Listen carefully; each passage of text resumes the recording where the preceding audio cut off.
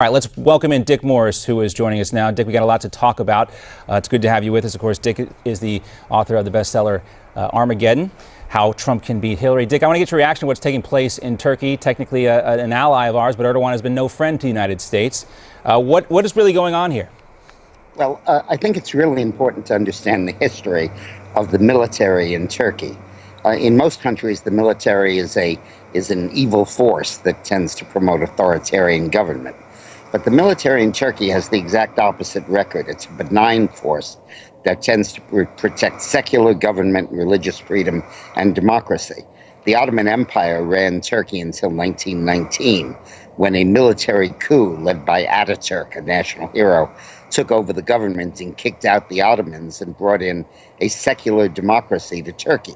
And the rule has always been that Turkey is Islam, but the government treats all religions equally and allows religious freedom. But that hasn't been the case as of late, though, right, with Erdogan? Erdogan won the election overwhelmingly years ago and has been reelected twice on a platform of Islamizing the Turkish government and making it a kind of like Iran. And the military has been resisting that. And it's been a conflict between those who really want Turkey to go the way of Europe and those who want it to go the way of Iran. So root for the military in this case, and I hope our administration does. Obama sometimes roots against the interests of the United States in favor of the secular, the bad guys, right, because he's procedurally hung up on democracy or perhaps sympathetic with the Muslim regime. Is there any parallels going on here, Dick, to what we saw in Egypt when al-Sisi went back in there with the Egyptian military and took control from the Egyptian Brotherhood, or Muslim Brotherhood, I should say? There's an exact parallel, completely. It's exactly the same thing, the opposite of the Iranian Revolution. And this is crucial because Turkey, obviously, strategically, is completely crucial, and Iran cannot be a major threat without at least some degree of control over Turkey. And so this is a very good development, and we have to hope that Obama doesn't screw it up. Well, yeah, Erdogan has been accused of actively helping ISIS. When we look at our friends in the region, what does this mean for, say, Israel? Well, Israel might conceivably be behind the coup because Erdogan has moved decisively against Israel. Turkey and Israel had become not quite allies, but certainly not adversaries, and now that relationship is disrupted. So this is a very positive development, and we have to hope that it succeeds. All right. So for the viewers at home, they should be cheering for the military in this. They should be rooting for the coup. This is in the best interest of the United States. What impact do you think this will have on the U.S. election? Who benefits here, Trump or Hillary? Well, it depends on how it comes out. If the military loses, there will be a lot of investigation into what role the U.S. might have played in undermining the military. There was a coup in Honduras at the start of Hillary's and Obama's tenure, and it was by the Congress, a Democratic force, trying to oust a president who was trying to stay in office for life.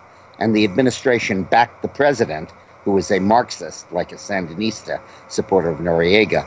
And we backed him because he was the elected president, not paying any attention to the Constitution or the elected Congress or the Supreme Court that ruled against the president. And if that's repeated here, that could become an important issue against Obama in the election. Right. You can't keep the blinders on to democratic rule. It just doesn't always work, and we've learned that. And we have, although it appears the Obama administration not so much. All right, let's move on, Dick, because I want to talk about Mike Pence. Donald Trump was supposed to hold that news conference earlier today, but of course that was delayed due to what happened in Nice with the truck terror attack last night. Instead, today Donald Trump tweeted this, quote, "I am pleased to announce that I have chosen Governor Mike Pence as my vice presidential running mate. News conference tomorrow at 11 a.m. So that would be, I believe, tomorrow." So, Dick, the Pence pick, what's your take? Well, it sends a signal that was needed to the conservatives, the social conservatives and other right-wingers in the Republican Party, the supporters of Ted Cruz and many of Marco Rubio, who were worried that Trump might not be a conservative, that when push came to shove, he might make appointments that stray more toward the left. And his past record of support for some Democrats, including Hillary, scared some people. And by appointing Pence, he really shows that he's going to govern as a conservative, that he can be trusted by conservatives to put the right people on the Supreme Court. And this really assures, I think, a united grassroots of the Republican Party. The establishment, the Bushes and stuff, are still going to be against him because he's against them. Yeah, I saw Dan Senior today, a former Mitt Romney advisor, voicing frustration on Twitter about Mike Pence, someone who he thought was with him on the Never Trump movement, I guess. But I want to talk, you mentioned Hillary Clinton and their response to Mike Pence. Almost immediately after this started leaking out, the Clinton campaign released this web ad, and I think it might play on TV soon as well, about immediately attacking Mike Pence for his record. Let's take a look.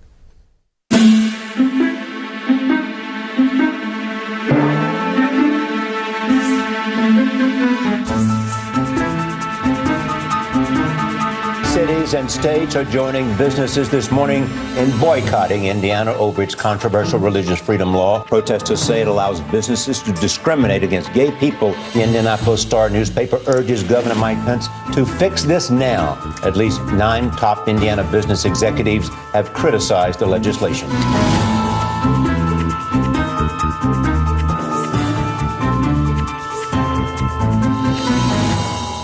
Are you willing to hold up this entire budget over defunding Planned Parenthood? Well, of course I am. I long for the day that Roe versus Wade is sent to the ash heap of history. The American people don't want comprehensive immigration reform.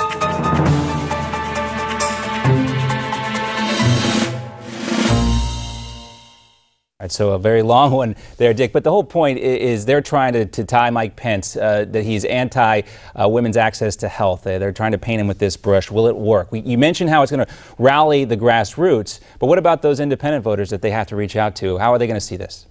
Well, that ad is a recruiting vehicle for social conservatives to support Donald Trump. And they're 19% of the vote in the United States. And I think that the big problem Romney faced was a great many of them stayed home.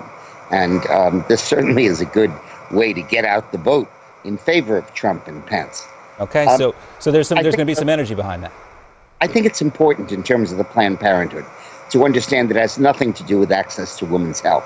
Everybody can have access to women's health and access to birth control. Well, you and I know that, Dick. I'm using the Democratic language. That's how they're going to phrase it. That's how they're going to cash it. They're going to say Mike Pence and Donald Trump, they want to make sure that you don't have access to women's health. Let's say the truth. The only form of birth control that would be prescribed is abortion, the next day pill. But any other kind of pill or anything else would be perfectly available under that law. That's a case, you know, that they're going to make sure that they make Mike Pence make. Dick, I know you're going to Cleveland next week. Is that correct? Yes. All right. We want to talk about security real quick. These are always kind of a little hairy, these conventions. Security very tight. Do you have any concerns about the ability to keep everyone safe? No, you know, if I went to the Democratic convention, I might worry about Hillary, but I'm not worried much about Al-Qaeda. What do you mean by that? You might worry about Hillary? She should come after you? Went to the Democratic convention. I'm not sure I'd come back healthy, but the Republican convention, I feel pretty good about it. I do want to play one clip. You know, Hillary did an interview with Bill O'Reilly last night. Do we have that clip, guys? Can we play that? Okay, I want to play that because I want to get your reaction. This is Hillary talking about the terror attack in Nice. Take a listen. It's terrible that France has faced too much tragedy and violence, and we need to stand strongly with them because events like this remind us how vital it is in every way not to abandon them. We need to strengthen our alliances, and I include NATO in that. We've got to do more to understand that this is a war against these terrorist groups, the radical jihadist groups. It's a different kind of war. Dick, Hillary can be a hawk. 30 seconds left. Can she capitalize on this? Well, she's going to try to, but the attacks make it completely obvious the linkage between immigration and terrorism. These are not native Frenchmen. This guy came from Tunisia. These are people who are imported into France, and we are in the process of importing a similar population into the United States. So if Hillary wants to talk about a robust military response, the Republicans need to fire back with the immigration issue. Dick, unfortunately, we've got to cut it off. Never enough time to talk to you, sir. Good luck in Cleveland. Stay safe, and we look forward to talking to you once you get there. Thank you. All right, travel safe. We got much more coming up. We're going to talk about more security concerns at the GOP convention next week, plus more reaction about Mike Pence and the rollout How'd it go? Was it good? Is this really how the Republicans wanted it to happen? We'll talk about that after this.